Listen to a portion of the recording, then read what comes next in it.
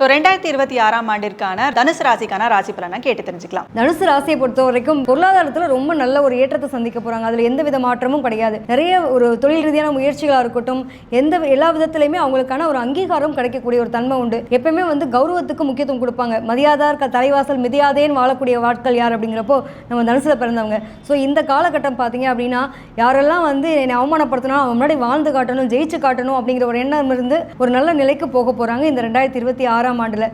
ஒரே விஷயம் என்ன அப்படின்னா, உடல் ஆரோக்கியம் சம்மந்தப்பட்ட விஷயத்தில் நிச்சயமாக அக்கறை காட்டணும். மூச்சு திணறல் தொடர்பான விஷயங்கள், அதே மாதிரி உடல் கழிவு நீர்கள் சரியாக வெளியேறாமல் இருந்து அதன் மூலமாக தொந்தரவு, நரம்பு தொடர்பான விஷயங்கள், பிரச்சனைகள் இதெல்லாம் இருக்கிறதுக்கு வாய்ப்புகள் இருக்குது. ஸோ இவங்க உடல் ஆரோக்கியத்தில் கவனம் செலுத்திக்கிறது நல்லது. ஜூனுக்கு அப்புறம் பார்த்திங்கன்னா, புதுசாக பழைய காரை கொடுத்துட்டு கூட புதிய கார் வாங்குறது, பழைய வண்டிகளை கொடுத்துட்டு புது வண்டி மாற்றுறது, ஒரு புதிய வாகன மாற்றம் அப்படின்ற ஒரு நிலை இருக்கும். நிறைய பேருக்கு லவ் மேரேஜ் ஆகக்கூடிய வாய்ப்புகளும் இருக்குது. தவறான பாதையில் தவறான ஆட்களுடைய பழக்க வழக்கங்கள் வரலாம். ரொம்ப கவனமாக ஹேண்டில் பண்ணுங்கள். அது மட்டும் இல்லாமல் வீட்டில் இருக்கக்கூடிய பெரியவங்களோட உடல் ஆரோக்கியம், ஏன்னா கர்மா ரிலேட்டடான விஷயங்களாக இருக்கிறதுக்கான வாய்ப்புகள் இருக்குது. ரொம்ப கவனமாக பார்த்துக்கிறது ரொம்ப நல்லதுங்க.